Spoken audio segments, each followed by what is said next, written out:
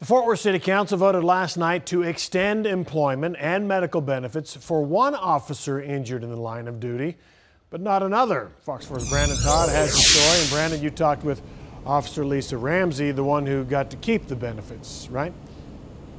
Yeah, exactly. And Ramsey left that council meeting smiling last night. She will continue on as an officer. Richard Lamming will not, and that brought a lot of explanation and criticism of how council members cast their vote.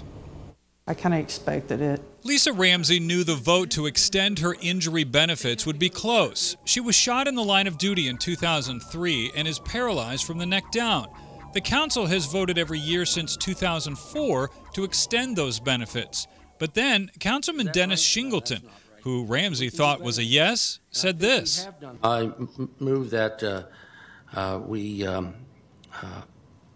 cease the extension of injury leave of absence pay for Officer Ramsey. So when he came out in opposition against it, I really got worried.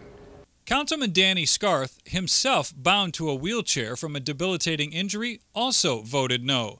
Scarth told me by phone, there comes a time when you have to accept the cards you're dealt and move on to pursue the best options for your life. I honestly think Mr. Scarth may be a little bitter over his own injury, and I don't think it's fair to compare his injury to mine. Councilman Scarth said his decision to deny benefits was also an effort to free up salary and a position for the chief's efforts to fill vacancies. Ramsey works as a background investigator in the police academy, but does not do patrol because of her injury. Mayor Betsy Price cast the tie-breaking vote, extending Ramsey's benefits all the way to her retirement, which is in 4 years. But then the council considered extending benefits to Officer Richard Lamming. He was critically injured after crashing his cruiser during a high-speed chase in 2010.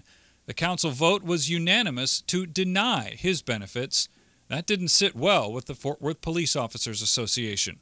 I believe they were looking at the Lamming case more from a financial perspective, and they disassociated the human perspective from it. Rick Van Houten says officers have a high probability of being injured in the line of duty, and the city has a moral and ethical responsibility to protect them. He says they did that with Ramsey, but not with Lamming. At the end of exhausting his leave balances, he will be forced to take a medical retirement. Council members heard from Lisa Ramsey's daughter. 16 now, she was just a child when we first met her after her mother's injury.